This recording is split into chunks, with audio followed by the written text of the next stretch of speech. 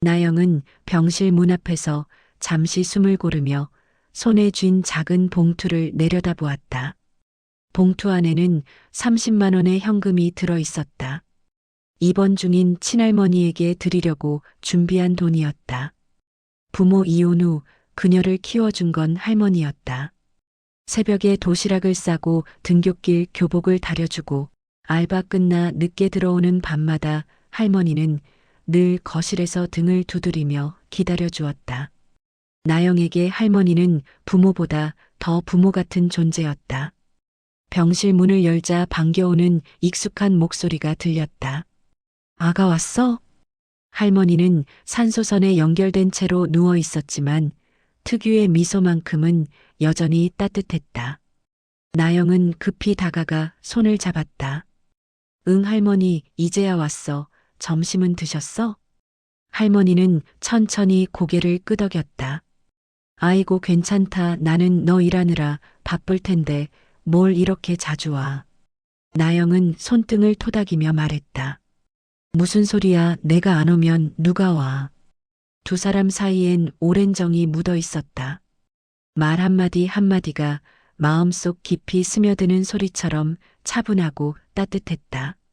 나영은 가방에서 봉투를 꺼내 조심히 손에 쥐어주었다. 할머니, 이것 좀 있어야 하잖아. 병원에서 뭐 사드시기도 해야 하고. 할머니는 손사래를 쳤다. 아이고, 돈을 왜 줘? 너도 힘들게 벌면서. 나영은 고개를 저었다. 할머니, 내가 어릴 때 할머니가 뭐라고 하셨어? 어려울 때 도와주는 게 가족이라고 했잖아. 할머니의 손이 잠시 떨렸다. 나영은 그 떨림까지 애틋하게 어루만졌다. 그렇게 한참을 이야기하다 병실 밖으로 나오자 오후 햇빛이 병원 복도에 기울어 내려앉고 있었다. 나영은 휴대폰을 켰고 남편 민석에게 메시지를 보냈다. 나 지금 병원 다녀왔어. 할머니께 30만 원 드리고 왔어. 잠시 후 민석에게 전화가 걸려왔다. 나영은 밝게 받았다. 여보, 지금 병원에서 나왔어. 하지만 다음 순간 들려온 그의 말투는 차갑게 가라앉아 있었다. 병원? 돈? 무슨 돈? 나영은 조금 긴장한 목소리로 말했다. 할머니 용돈 좀 드렸어. 이것저것 필요하실까 싶어서. 민석은 숨을 들이쉬더니 단호하게 말했다. 다시 받아와. 나영은 걸음을 멈췄다. 복도 한가운데에서 몸이 굳어버렸다. 다시 받아오라고? 민석의 목소리는 더 차갑게 이어졌다. 그래, 30만 원이 작은 돈이야? 지금 우리가 집 대출 갚는 거 모르지 않아? 너 마음대로 그렇게 쓰면 어떡해? 나영은 말문이 막혔다. 30만 원이 문제야? 할머니 입원하셨잖아. 민석은 건조하게 말했다. 내 할머니지 우리 할머니는 아니잖아. 그 말은 차갑게 내려친 물 한 바가지 같았다. 나영은 순간 숨이 턱 막혀 아무 말도 나오지 않았다. 민석은 계속 말을 이어갔다. 너 힘든 거 알겠는데 그렇다고 돈을 그렇게 써도 되는 건 아니지. 최소한 상이라도 했어야지. 나영은 마음이 꾹 내려앉았다. 상의가 필요한 문제였나? 자신을 키워준 할머니에게 용돈 30만 원 드리는 일이? 그가 차갑게 말하자 죄책감이 스르르 밀려왔다. 마치 자신이 잘못한 것처럼 느껴졌다. 하지만 곧 마음속 어딘가에서 아주 얇지만 단단한 감정이 올라오기 시작했다. 그녀는 깊게 숨을 들이쉬며 말했다. 여보, 그건 할머니야. 나를 키워주신 분이야. 민석은 코웃음 치는 듯한 소리를 냈다. 그러니까 받아오라니까? 지금은 그런 감정적인 행동할 때가 아니야. 그 한 문장이 나영의 마음을 느리게 무너뜨렸다.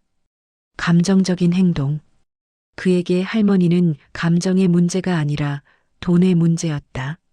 나영은 엘리베이터 앞에서 고개를 숙였다. 손이 떨렸다. 집으로 돌아오는 길 내내 머릿속이 복잡했다. 책임감? 경제적인 계산? 그럴 수 있다. 하지만 남편의 말투는 그저 돈을 아끼자는 차원이 아니었다. 그에게는 나영의 감정, 나영의 역사, 나영의 상처 모든 게 없는 듯했다. 집 문을 열자마자 민석이 소파에서 일어나 말했다. 받아왔어? 나영은 눈을 크게 떴다. 방금 그 말에 심장이 내려앉았다. 받아오라고 했잖아. 30만 원이면 애들 학원비 반은 나오는 돈인데. 나영은 잠시 그를 바라보았다. 말투, 표정, 태도. 그 어떤 곳에도 함께 사는 배우자의 온기가 없었다. 나영은 조용히 물었다. 여보, 나한테 왜 그래? 민석은 짜증을 내며 말했다. 내가 뭐 어쨌다고 그래. 단지 현명하게 쓰자고 하는 거잖아. 하지만 그 말은 나영의 마음에 닿지 않았다. 그녀는 천천히, 아주 천천히 고개를 들었다. 그리고 민석의 눈을 제대로 바라보았다. 그 눈 안에서 자신을 사랑하던 남자의 모습보다는 언제부터인가 계산만 하는 사람이 보였다. 나영은 단호한 목소리로 말했다. 나 그 돈 못 받아와. 민석은 실소를 터뜨렸다. 왜? 나영은 흔들림 없이 말했다. 할머니가 어떤 분인지 알고 있다면 그런 말 못해. 민석은 짜증 섞인 한숨을 내쉬었다.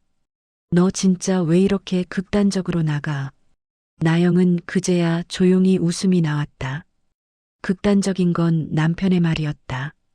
그녀는 마음속 깊은 곳에서 결심이 서는 것을 느꼈다. 이대로는 안 된다. 지금이 아니면 더 무너질 것이다. 민석은 다시 말했다. 받아오라니까. 나영은 눈을 반짝이며 말했다. 아니 여보, 이제 당신이 뭘 모르는지 내가 알려줄게. 남편은 그 말의 의미를 알지 못한 채 어깨를 움찔했다. 하지만 나영의 눈빛은 이미 전보다 훨씬 단단했다. 그녀는 이제 자신도 몰랐던 힘을 꺼내기 시작하려는 사람이었다. 그리고 그날 밤 남편이 절대 예상하지 못한 역대급 참교육의 서막이 조용히 열리고 있었다. 나영은 거실 한가운데 서 있었다. 민석은 여전히 소파에 앉아 팔짱을 끼고 있었다. 그의 표정은 억울함과 짜증이 뒤섞인 듯 굳어 있었다. 마치 자신이 옳고 나영이 괜히 큰 문제처럼 만들고 있다는 태도였다. 나영은 천천히 숨을 들이마셨다. 마음이 복잡했다. 이 상황이 단순히 30만 원 때문이 아니라는 걸 본인도 알고 있었다. 그 안에는 오랫동안 말하지 못했던 감정, 참아왔던 순간들, 남편의 태도에 쌓여온 작은 균열들이 모두 포함되어 있었다. 민석이 먼저 말을 꺼냈다. 뭐 그렇게 심각하게 생각해? 돈 돌려받으면 끝나는 문제잖아. 나영은 시선을 내렸다가 다시 들었다. 그게 끝이라고 생각해? 민석은 어이없다는 듯 웃었다. 그럼 뭐가 더 있어? 나영은 부드럽지만 단단한 목소리로 말했다. 여보, 할머니가 나 키워주신 분이야. 민석은 짜증 섞인 말투로 대답했다. 그러니까 그건 내 입장이잖아. 우리 가정의 사정도 고려해야지. 나영은 바로 그 말에서 멈칫했다. 우리 가정. 그런데 거기엔 할머니가 포함되어 있지 않은 듯한 말투였다. 서늘한 감정이 가슴 깊은 곳에서 서서히 떠올랐다. 나영은 조용히 물었다. 여보, 당신은 혹시 할머니가 나한테 어떤 분인지 알고 있어? 민석은 무심한 표정으로 대답했다. 뭐 부모님 대신 키워주신 건 알지. 근데 지금 그게 우리 현실을 좌우할 정도로 중요한 문제야? 그 말은 칼처럼 마음을 베었다. 할머니의 손등을 잡던 기억, 자신을 위해 도시락을 쌌던 새벽, 아픈 몸으로도 학교 행사에 와주던 모습, 그리고 청춘을 통째로 내어주며 손녀 하나만 바라보던 삶. 그 모든 것이 남편에게는 현실을 좌우하지 않는 문제였다. 나영은 천천히 거실에 놓인 의자에 앉았다. 그녀의 목소리는 낮고 조용했지만 그 안에는 흔들림이 없었다. 여보, 나 이제 알아야겠어. 민석은 눈살을 찌푸렸다. 뭘? 나영은 침착하게 말했다. 당신이 진짜로 중요하게 생각하는 게 뭔지. 민석은 짧게 한숨을 내쉬었다. 또 시작이네. 그냥 돈 문제로 싸우지 말자고 한 건데 왜 이렇게 감정적으로 받아들여? 나영은 입술을 다물었다. 감정적으로? 사람을 키워준 은혜와 사랑을 돈 몇십만 원과 동일선으로 놓는 사람이 누군데? 나영은 차분히 물었다. 여보, 당신은 내가 할머니께 드린 돈이 아까워서 그래. 민석은 강하게 끄덕였다. 그럼 아깝지, 당연히 아깝지. 지금 같은 시대에 30만 원이 장난이야? 나영은 깊게 눈을 감았다. 그리고 천천히 말을 이었다. 여보, 당신은 내가 30만 원을 할머니께 드린 게 아까운 게 아니라. 민석은 손을 흔들며 그녀의 말을 끊었다. 그만 좀 해. 된 장녀처럼 보이려나? 아니, 현실적으로 생각하자고. 현실적으로. 나영의 눈에 서서히 차오르는 감정이 보였다. 그 감정은 슬픔이 아니라 분노였다. 그녀는 단호하게 말했다. 현실적으로 생각하면 당신이 더 문제가 많아. 민석은 자리에서 벌떡 일어났다. 뭐라고? 나영은 흔들림 없이 남편을 바라보았다. 당신이 무섭게 여기는 건 돈이지 사람이 아니야. 남편은 말문이 막힌 듯 잠시 입을 다물었다. 나영은 이어 말했다. 당신은 돈을 지키는 사람이고 나는 사람을 지키는 사람이야. 그래서 지금 당신이 하는 말 하나하나가 나를 실망시키고 있어. 민석은 억울한 듯 손을 허리에 얹었다. 아니, 내가 뭘 그렇게 잘못했다고 이러는 건데. 나영은 목소리를 낮추었다. 당신은 가족이라는 단어에 우리 둘만 넣어놓고 살아. 나를 키워준 사람도, 나를 만들었던 시간도, 나한테 소중한 관계도 하나도 포함시키지 않잖아. 민석의 표정이 굳어갔다.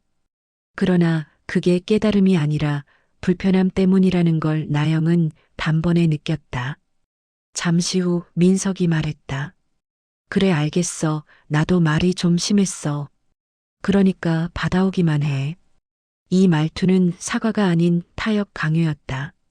나영은 조용히 고개를 저었다. 아니, 나는 절대 받아오지 않을 거야. 민석은 소리를 높였다. 왜? 나영은 흔들림 없이 대답했다. 할머니가 내게 해준 사랑에는 값을 매길 수 없어. 민석은 잠시 말을 잃었다. 하지만 그 침묵은 공감에서 나온 것이 아니었다. 그는 입술을 꾹 깨물더니 차갑게 내뱉었다. 그래, 그럼 내 마음대로 해. 대신 다음 달 생활비는 내가 알아서 해. 나영의 심장이 멈추는 듯했다. 할머니에게 드린 30만 원 때문이 아니라 남편의 진짜 마음이 드러나는 순간이었기 때문이다. 그는 사랑하는 아내에게 벌을 주듯 생활비를 끊겠다고 했다. 그것도 아내가 할머니를 도운 것이 마음에 안 든다는 이유 때문에. 그때 나영의 마음속에서 어떤 확신이 단단하게 자리 잡았다. 아, 이 사람은 사랑을 모르는구나.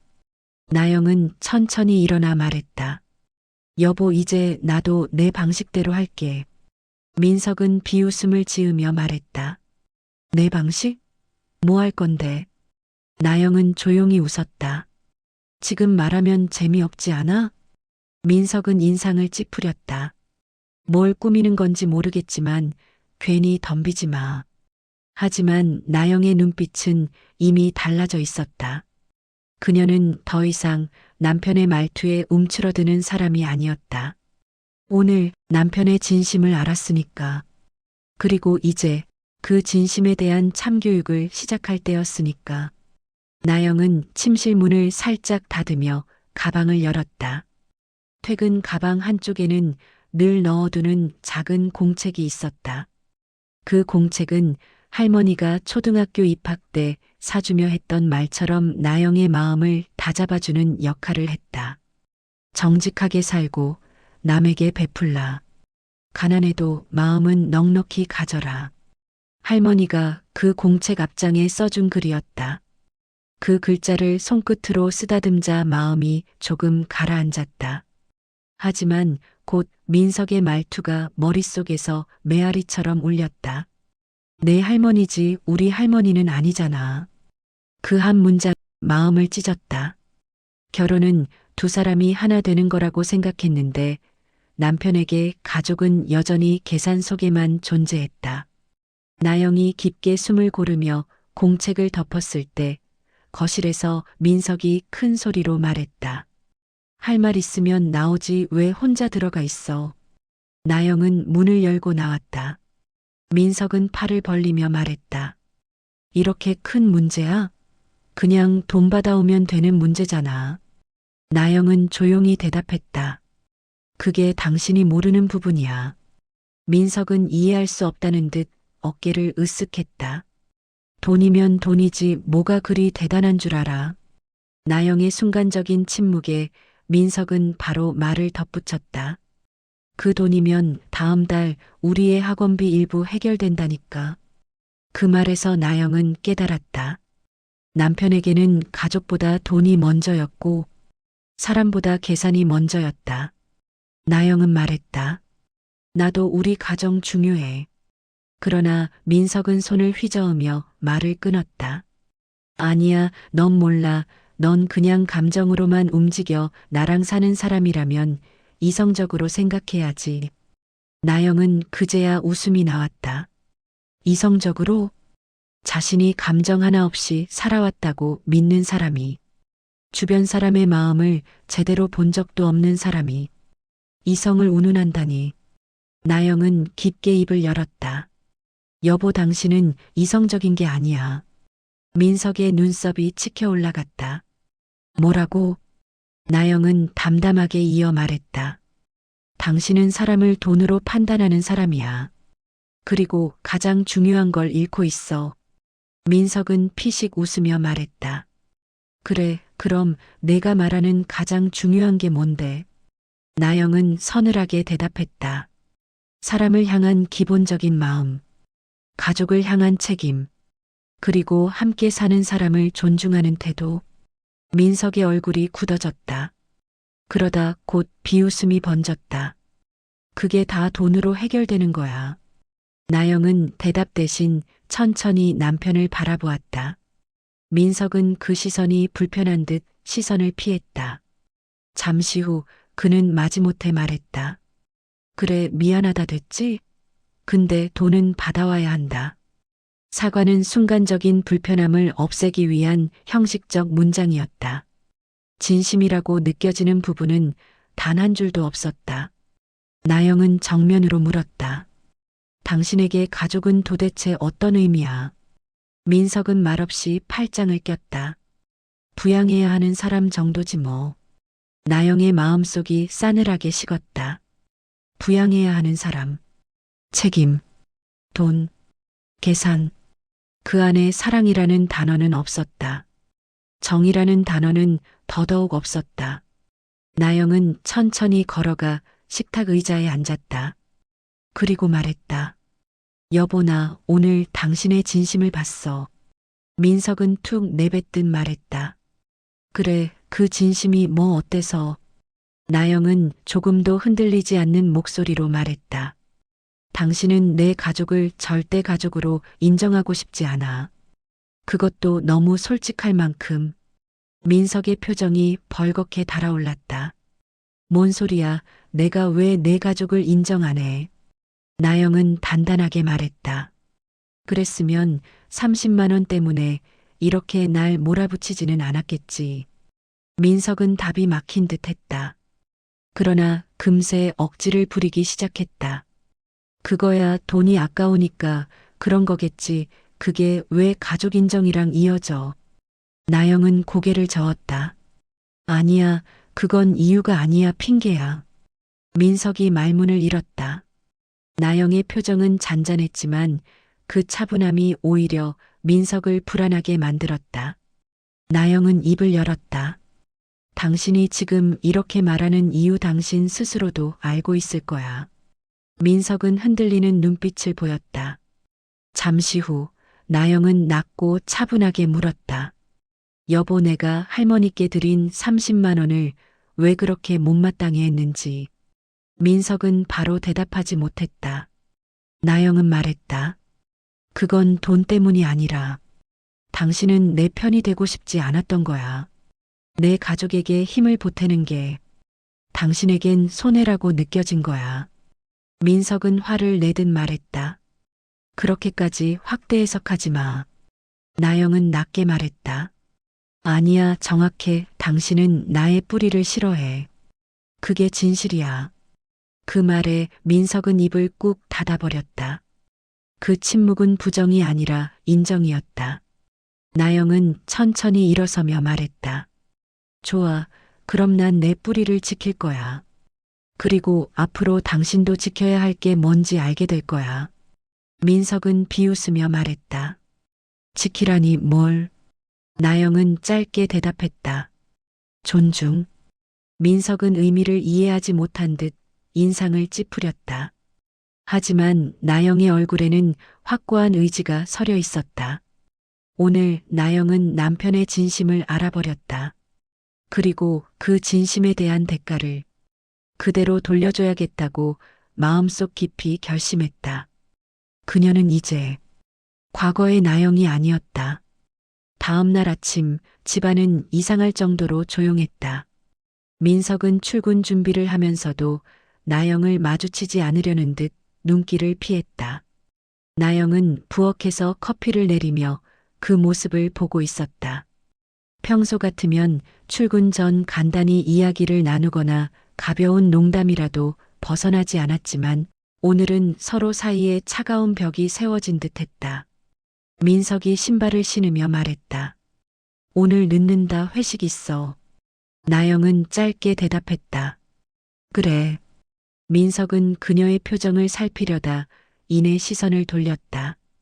어제 말싸움이 마음에 남아 있었지만 그의 태도는 여전히 문제의 본질을 이해하기보다 상황이 귀찮다는 듯한 느낌이 강했다.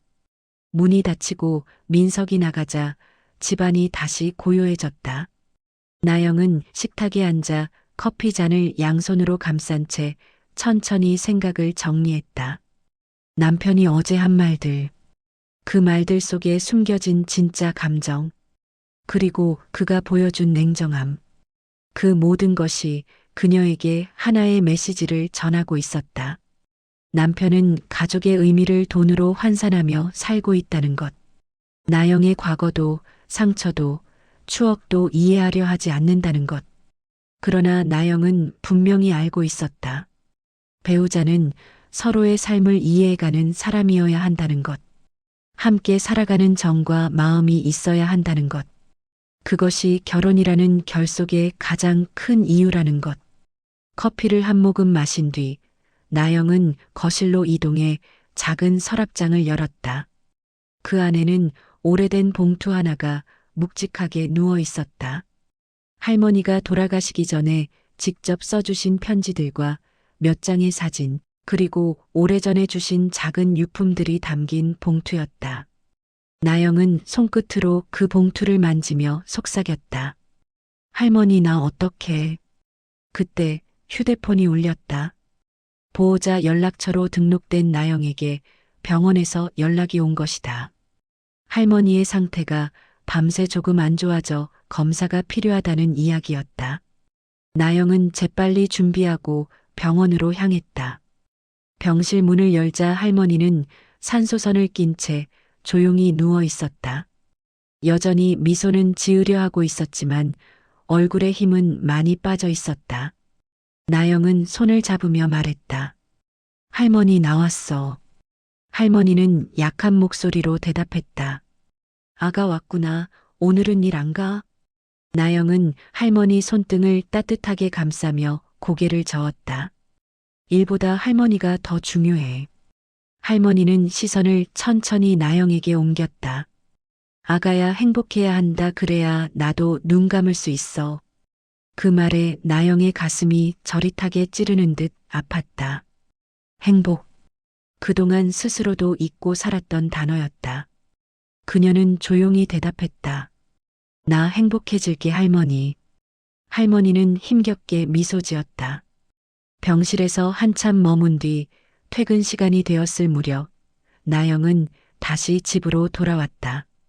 집에 들어오자 마감되지 않은 쓰레기 봉투와 어수선한 신발장이 눈에 들어왔다.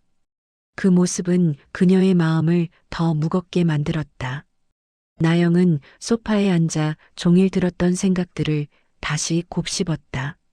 민석은 어제 자신을 벌주듯 생활비를 끊겠다고 말했다. 그 말은 단순한 돈 문제 이상의 상처였다. 부부 사이에서 가장 중요한 건 서로를 지탱해주는 마음인데 그는 마음 대신 돈을 내세워 아내를 통제하려고 했다. 그 순간 허벅지 위에서 휴대폰 진동이 울렸다. 메시지는 민석이었다. 오늘 저녁에 카드 쓰지 마. 나영은 화면을 바라보며 한숨을 삼켰다. 이 말은 단순한 부탁이 아니라 명령이었다. 부부라기보다 갑과 을처럼 느껴지는 순간이었다. 잠시 뒤 또 하나 메시지가 왔다. 말했잖아, 상황이 어려워. 괜히 내가 감정적으로 돈 쓰는 거 싫어. 그 문장은 어제 했던 말과 다르지 않았다. 그는 나영의 가족은 가족으로 보지 않았고 그녀의 감정은 불필요한 것으로 간주했다. 그때 나영의 마음속에 어떤 확신이 단단하게 자리 잡기 시작했다. 이제는 말로 싸우는 단계가 아니라는 것. 남편이 정말 무엇을 잃고 있는지, 어떤 행동이 잘못인지, 그에게 몸으로 느끼게 해야 한다는 것. 그녀는 천천히 자리에서 일어났다. 그리고 집안의 전기세, 가스비, 통신비 고지서를 하나씩 꺼냈다. 그 모든 고지서에 적힌 이름은 나영이었다. 월세 계약서도 나영 이름, 자동차 할부도 나영 이름, 보험도 나영이 납부. 생활의 거의 모든 책임은 자신이 맡고 있었다. 그러나 민석은 그 사실을 당연하다고 생각해왔다. 그리고 나영이 그 모든 것들을 해온 이유를 감정적이라고 무시해왔다. 나영은 서류들을 한쪽에 차곡차곡 쌓았다. 그리고 할머니의 봉투가 든 서랍을 다시 열었다. 거기엔 할머니가 남긴 작은 금반지가 있었다. 할머니가 나중에 결혼하면 쓰라고 건네줬던 것이었다. 나영은 그 반지를 손바닥 위에 올려놓고 천천히 눈을 감았다. 할머니라면 어떤 선택을 하라고 했을까? 사람을 지켜라. 가족을 지켜라. 그 말씀을 떠올리며 숨을 깊게 들이마셨다. 그때 현관문이 열리며 민석이 들어왔다. 술 냄새가 섞인 숨결, 피곤한 얼굴, 화나고 지친 듯한 걸음걸이. 나영은 조용히 그를 바라보았다. 민석은 한숨을 내쉬며 말했다. 아, 지친다. 밥 있어? 나영은 고개를 저었다. 없어. 민석은 투덜댔다. 왜 없어? 나영은 천천히 말했다. 우리 오늘부터 각자 해결하자. 민석은 말문이 막히며 짜증을 냈다. 또 그 얘기야? 나영은 흔들림 없이 말했다. 그래, 오늘부터는 서로 각자 살아보자. 민석은 비웃었다. 좋아, 내가 그렇게 나오면 나도 할 말 없지. 나영은 말했다. 그래, 대신 내일 아침 좀 기대해도 돼. 민석은 인상을 찌푸리며 말했다. 기대? 뭘? 나영은 아주 짧게 대답했다. 당신이 모르는 것들. 민석은 그녀가 무엇을 말하는지 알지 못한 채 방으로 들어갔다. 하지만 나영의 눈빛은 이미 전과 달랐다. 그녀는 남편에게 진짜 현실을 보여줄 준비를 끝냈다. 그리고 다음 날 아침, 민석은 절대 상상도 못한 참교육을 맡게 될 것이었다. 민석은 알람 소리에 얼굴을 찡그리며 눈을 떴다. 머리는 무겁고 속은 조금 울렁거렸다. 전날 회식 자리에서 마신 술 때문이었다. 그는 천천히 이불을 걷어내고 일어났다. 거실로 나와 보니 나영은 이미 정장을 갖춰 입고 있었다. 민석은 눈을 비비며 물었다. 오늘 왜 이렇게 일찍 나가? 무슨 일 있어? 나영은 신발을 깨어 신으며 대답했다. 응, 중요한 자리 있어. 민석은 의아한 표정으로 다시 물었다. 중요한 자리? 무슨 자리? 나영은 고개만 끄덕이며 말했다. 오늘이면 알게 돼. 그 말투는 담담했고 차분했으며 단단했다. 그 대답 뒤엔 더 이상 설명이 필요 없다는 강한 의지가 있었다. 나영이 집을 나간 후 민석은 혼잣말을 했다. 아, 뭐야, 또 쓸데없이 감정 잡더니 중요한 자리라니 대체 뭔데? 그러다 배에서 꾸르륵 소리가 나자 냉장고를 열었다. 하지만 냉장고 안은 텅 비어 있었다. 전날 밤 나영이 했던 말이 떠올랐다. 오늘부터 각자 해결하자. 민석은 투덜거렸다. 아, 진짜 별거 아닌 일로 과하게 반응하네. 하지만 그 순간에도 그는 문제의 본질을 생각하지 않았다. 그저 당장 먹을 게 없다는 사실에만 집중했다. 대충 옷을 챙겨 입고 출근한 민석은 회사에 도착하자마자 팀원들에게 커피를 주문했다. 그러나 사무실 자판기 카드가 결제 실패로 뜨는 순간 민석은 귀찮다는 듯 중얼거렸다. 아, 또 뭐가 문제야? 하지만 이것은 단순한 오류가 아니었다. 나영이 오전 7시에 보낸 메시지가 도착해 있었다. 당신 명의로 된 카드 없잖아. 이제 각자 해결하는 거니까 본인 용돈은 본인이 마련해. 민석은 그 메시지를 보고 한동안 화면만 응시했다. 속이 서늘해지는 느낌이 들었지만 그는 곧 짜증으로 감정을 덮었다. 뭐야, 이건 갑질이야, 뭐야. 점심시간이 다가오자 민석은 팀원들과 식당으로 향했지만 결제를 앞두고 카드를 꺼내자 또다시 결제 실패 알림이 떴다. 민석은 식당 직원에게 말했다. 아, 잠시만요. 시스템 오류 같은데. 하지만 팀원 하나가 민석의 어깨를 두드리며 말했다. 형, 돈 없으면 내가 먼저 낼게. 그 말은 민석의 자존심을 건드렸다. 아니야, 내가 낸다. 라고 말하고 싶었지만 결제는 되지 않았다. 그 순간 메시지가 하나 더 도착했다. 오늘은 처방받은 대로 살아봐. 민석은 화면을 보며 이를 악물었다. 처방? 이게 뭔데? 하지만 나영은 이미 그에게 현실을 그대로 돌려주는 중이었다. 아내를 통제하듯, 아내의 선택을 무시하듯, 생활비를 무기로 사용하듯, 그 방식 그대로 민석에게 너도 한번 당해봐라는 체험이 시작되고 있었다. 회식까지 이어진 하루는 민석을 점점 더 지치게 만들었다. 사람들 앞에서 지갑을 아무리 열어도 결제가 되지 않으니 메모장에 적히는 비처럼 민석의 체면도 하루 종일 무너지고 있었다. 한편 나영은 오전에 들린 곳이 있었다. 바로 병원과 상담센터. 할머니 상태에 대한 상세 설명과 앞으로의 간병 계획 상담이 있었다. 그리고 할머니의 치료비 일부를 도와주는 지역사업 지원 신청도 함께 진행했다. 나영은 상담 직원이 전하는 말에 고개를 끄덕였다. 지금 상황이면 지원 가능성이 높습니다. 걱정 마세요. 나영은 차분히 미소 지었다. 감사합니다. 그녀는 할머니가 더 나은 환경에서 치료받을 수 있도록 자신이 감당할 수 있는 모든 방법을 준비하고 있었다. 그 일련의 과정 속에서 남편이 해준 일은 아무것도 없었다.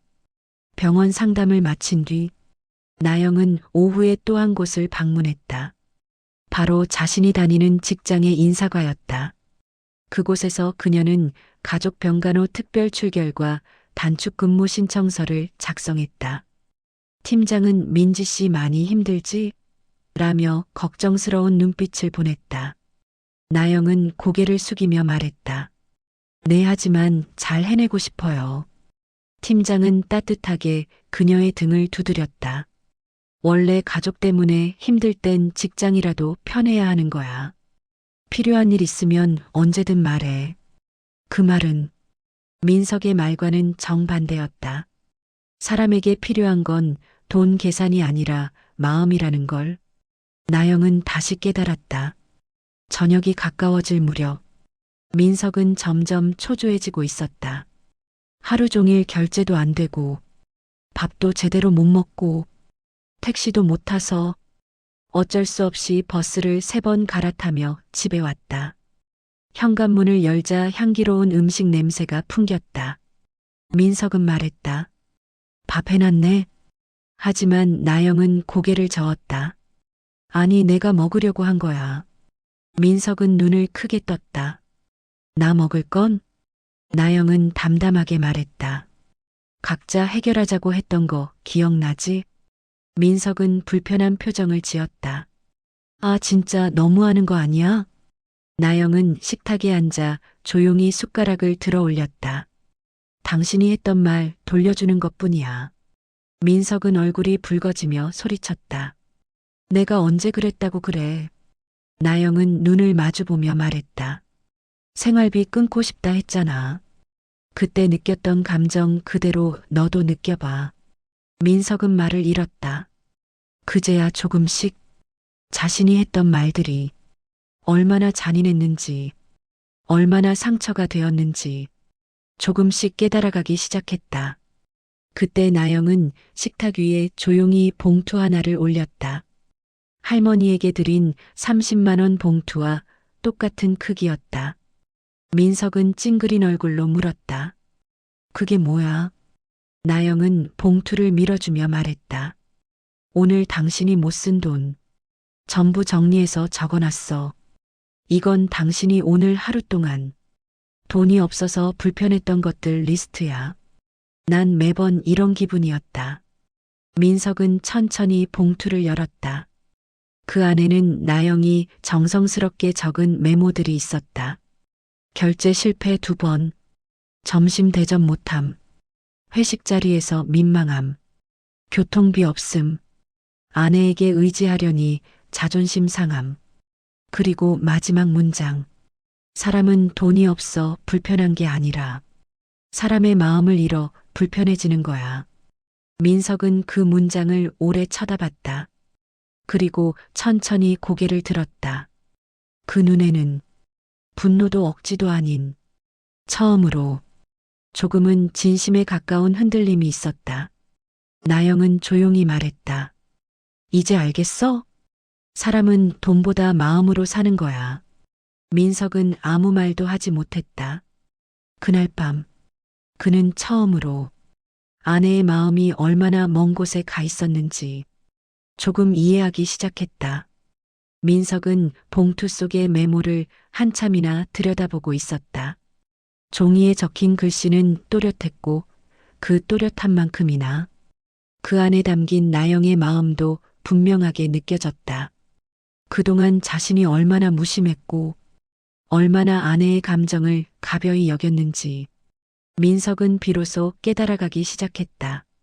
그러나 깨달음은 언제나 고통을 동반하는 법이었다. 특히 자신의 잘못을 마주해야 하는 순간이면 더더욱 그랬다. 민석은 테이블 위에 봉투를 내려놓으며 나영에게 물었다. 이걸 다 적었다고? 나영은 조용히 고개를 끄덕였다. 그래, 오늘 하루 동안 당신이 겪은 것들 그대로야. 민석은 씁쓸하게 웃었다. 야, 진짜 나한테 이렇게까지 해야 했어? 나영은 단호하게 말했다. 그래야 느끼잖아.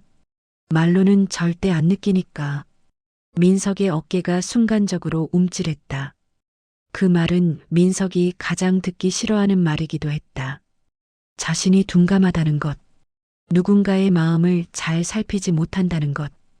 그런 말들은 민석에게 자존심을 건드리는 날카로운 비수였다. 하지만 나영은 더 이상 그의 자존심을 지켜줄 마음이 없었다. 지금은 감싸고 넘어가야 할 때가 아니라 깨닫게 해야 할 때였다. 민석은 억울함을 감추지 못한 목소리로 말했다. 그래도 난 우리 가정 챙긴다고 한 거잖아. 나름 현실적으로. 나영은 그의 말을 끊었다. 당신의 현실은 항상 돈 기준이야. 그게 문제야. 민석의 손이 살짝 떨렸다. 처음으로 자신의 논리가 흔들리기 시작한 것이다. 나영은 말을 이어갔다. 당신은 돈 아끼려는 게 현실적이라고 생각하지. 그런데 그 돈을 어디서 벌어왔는지는 생각 안 해. 그리고 내가 그동안 우리 가정을 위해 해온 것들은 딱히 중요하다고 생각하지도 않고. 민석은 고개를 숙였다. 그녀의 말이 틀리지 않았다. 집안의 대부분의 지출은 나영 명의였다. 카드 정산도, 보험도, 각종 생활비도. 정작 자신은 그저 자동이체가 되니 편하게 살았을 뿐이었다. 민석은 힘없이 말했다. 근데 왜 이제야 말했어? 나영은 고개를 저었다. 여보, 나는 늘 말했어. 당신이 안 들었을 뿐이야. 그 말은 날카로웠지만 사실이었다. 민석은 숨을 길게 내쉬었다. 그런데 갑자기 왜 이렇게 단단해졌어? 나영은 차분하게 대답했다.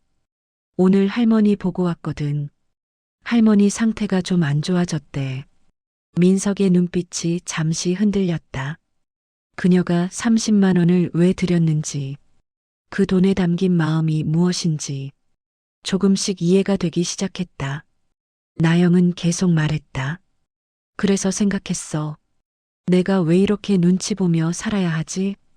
왜 내 가족을 돕는 걸 누군가에게 허락받아야 하지? 왜 남편에게조차 이해받지 못해야 하지? 민석의 가슴이 묘하게 답답해졌다. 그리고 자기가 한 말들이 머릿속에서 되감기처럼 스쳐 지나갔다. 내 할머니지 우리 할머니는 아니잖아.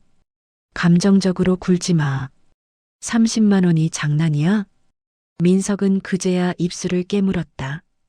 그 문장들이 얼마나 잔인한 소리였는지 지금 돌아보니 알 것 같았다. 그는 낮은 목소리로 말했다. 미안. 하지만 그 말에는 힘이 없었다. 어떤 진심도 실리지 않았다. 단지 상황을 끝내고 싶어하는 기계적인 사과처럼 들렸다. 나영은 고개를 저었다. 미안하다고?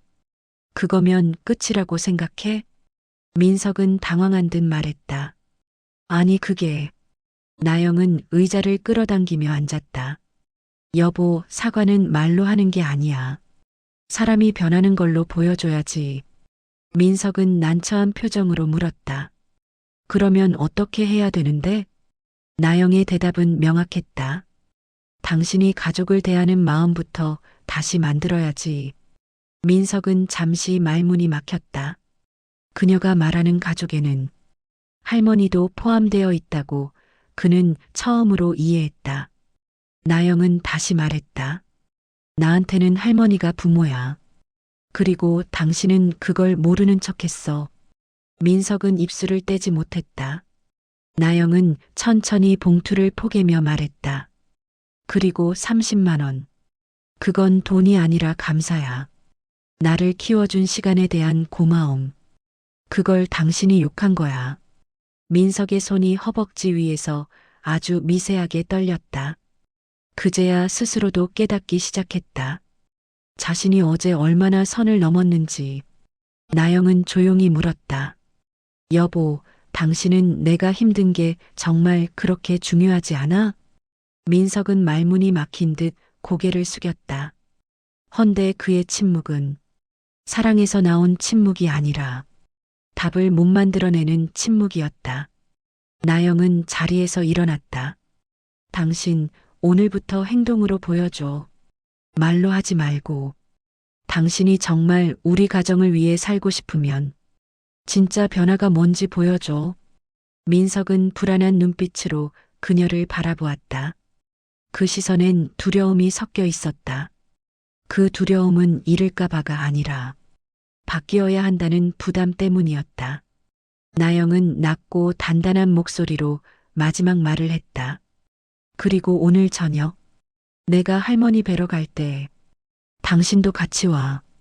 민석은 숨을 멈추듯 고개를 들었다. 그것은 나영이 남편에게 준 첫 번째 시험이었다. 해가 지기 시작한 저녁, 병원 복도에는 희미한 조명이 길게 드리워져 있었다. 나영은 복도의 의자에 가만히 앉아 남편이 도착하기를 기다리고 있었다. 가운을 살짝 여민 채 그녀는 오늘 하루 내내 쌓였던 감정들을 천천히 정리하고 있었다. 잠시 후 멀리서 익숙한 걸음소리가 들렸다. 민석이었다. 평소 회사에서 보이던 자신감 넘치는 걸음은 사라지고 어딘가 불편하고 어색한 동작들이 섞여 있었다. 그는 나영을 보며 조심스럽게 다가왔다. 그가 말했다. 왔어. 나영은 짧게 고개를 끄덕였다. 응. 두 사람 사이에는 여전히 차가운 공기가 흐르고 있었지만 그 속에 아주 미세하게 민석의 흔들림이 섞여 있었다. 금방 무너질 것 같은 작은 균열이. 나영은 자리에서 일어나 병실앞 문을 가리켰다. 오늘 들어가기 전에 하고 싶은 말이 있어. 민석은 긴장한 듯 목젖을 한번 넘겼다. 뭔데? 나영은 그를 바라보며 천천히 말했다. 여보, 할머니는 나한테 부모야. 그 말은 어제도 했지만 오늘은 달랐다. 그녀의 목소리에는 울음이 아니라 단단함이 담겨 있었다. 민석은 시선을 피했다. 알고는 있어. 나영은 고개를 저었다. 아니 몰랐어. 그리고 인정도 안 했어. 어제 넌 분명히 말했어. 내 가족은 당신 가족이 아니라고. 민석의 눈이 흔들렸다. 그 말이 얼마나 치명적인 오해였는지, 그리고 얼마나 깊은 상처를 남겼는지, 이제서야 알 것 같았다. 나영은 말을 이었다. 그래서 오늘 와줘서 고마워. 그러나 이 자리는 단순히 얼굴 비추러 오는 자리가 아니야. 할머니 앞에서는 진심만 있어야 해. 민석은 그제야 고개를 들었다. 그 눈에는 작고 초라한 죄책감이 잔잔하게 번져 있었다. 나영은 병실 문을 열었다. 할머니는 창가 쪽 침대에 조용히 누워 있었고 흐릿한 조명이 그녀의 주름진 얼굴을 부드럽게 비추고 있었다. 나영이 먼저 다가가 손을 잡았다. 할머니 나왔어. 할머니가 눈을 천천히 떴다. 아가 왔구나. 오늘은 일찍 왔네. 나영은 미소 지었다. 그리고 뒤에 서 있는 민석을 살짝 돌아봤다. 할머니, 여보도 같이 왔어. 그 순간 민석은 마치 낯선 곳에 서 있는 사람처럼 굳어 있었다. 입술은 떨리고 눈동자는 흔들리고 있었다. 할머니가 미소를 띠며 민석에게 손짓했다. 그래, 멀리서 왔구나. 어서 와라. 민석은 천천히 다가갔다. 그동안 그는 이 병실을 한 번도 찾은 적이 없었다. 그가 자신의 발로 이곳에 온 건 오늘이 처음이었다. 할머니의 손등은 차갑고 약했다. 민석은 주저하다가 조심스럽게 잡았다. 그 순간 문득 이상한 감정이 그의 가슴을 파고들었다. 누구 한 사람을 따뜻하게 품고 살았던 세월, 젊은 시절의 땀과 눈물, 자신의 손녀를 키워내기 위해 모든 것을 희생했던 시간들. 민석은 그동안 그런 인생을 30만 원으로 재단했던 것이다. 할머니는 그의 손을 가볍게 쓰다듬으며 말했다. 우리 아가 잘 부탁한다. 그 말은 조용했지만 민석의 가슴을 단단하게 후벼 팠다.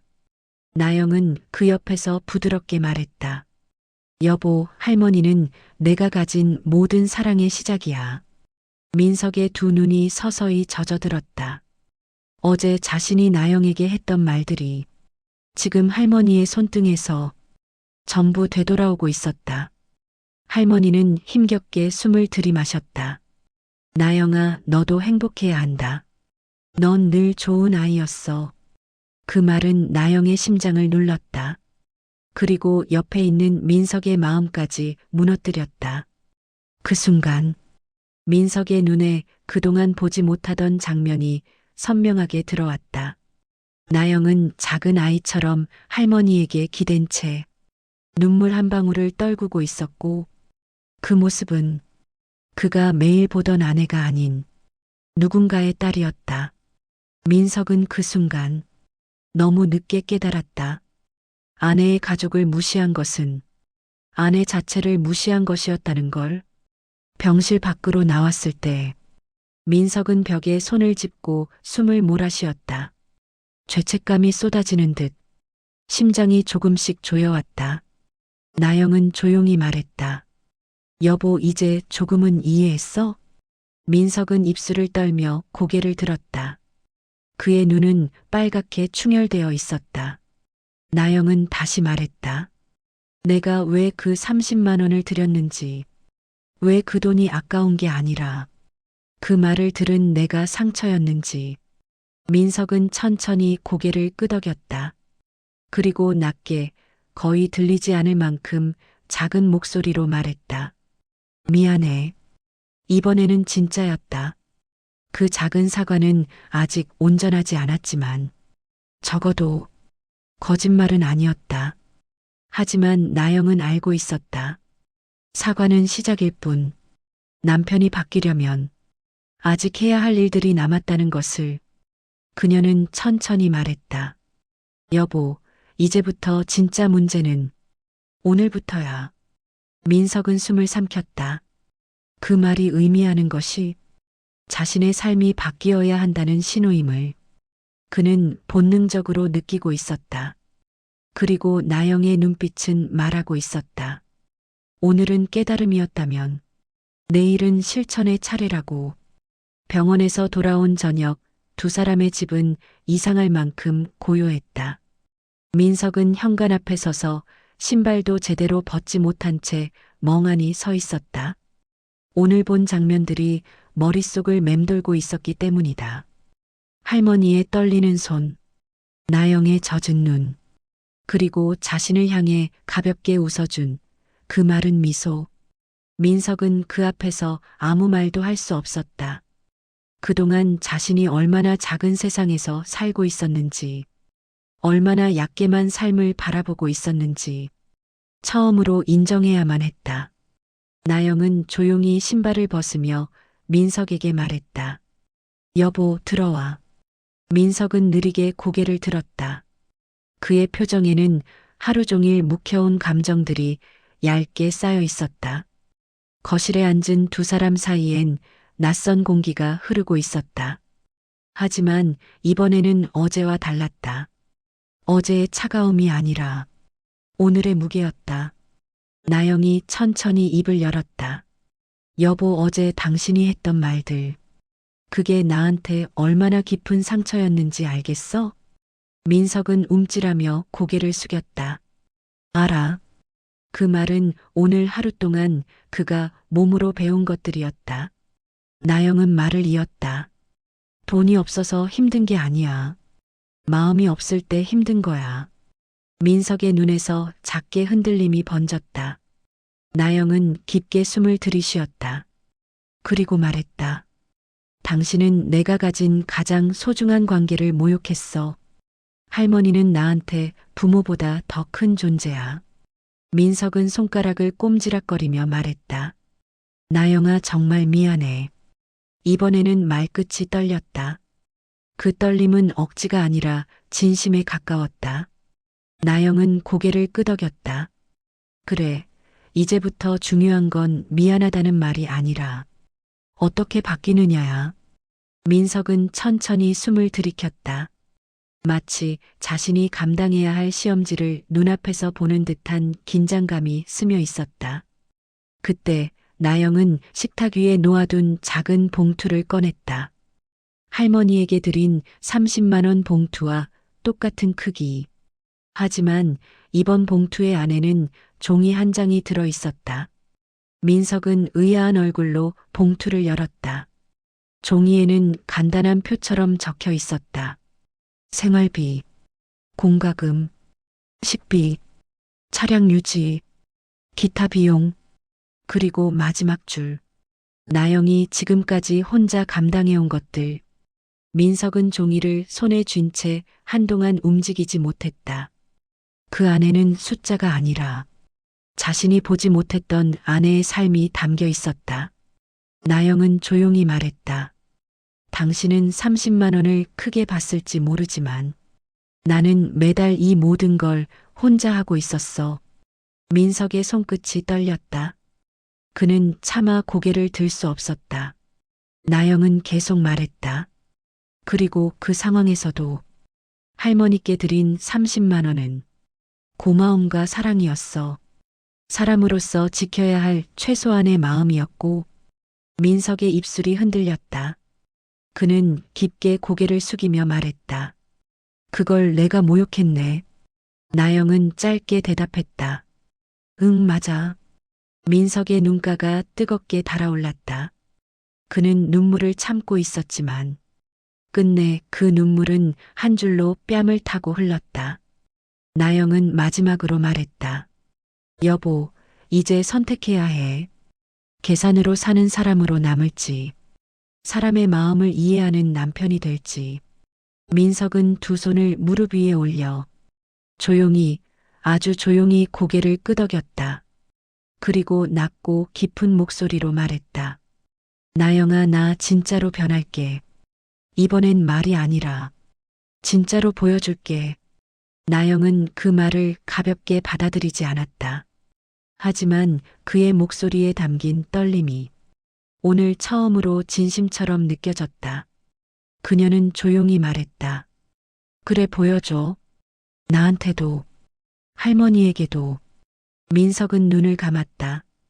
그리고 처음으로 자신이 지켜야 할 가족이 무엇인지, 그 무게가 무엇인지 어렴풋이 알 것 같았다. 그날 밤 두 사람은 한참 동안 말없이 앉아 있었다. 말없이 앉아 있어도 오랜만에 따뜻한 느낌이 들었다. 그리고 그 순간 민석은 깨달았다. 가족은 돈으로 지키는 게 아니라 마음으로 지키는 것임을. 그가 잃어버렸던 것, 그가 모욕했던 것, 그가 이해하지 못했던 사랑의 깊이, 그 모든 것을 오늘에서야 처음 배웠다.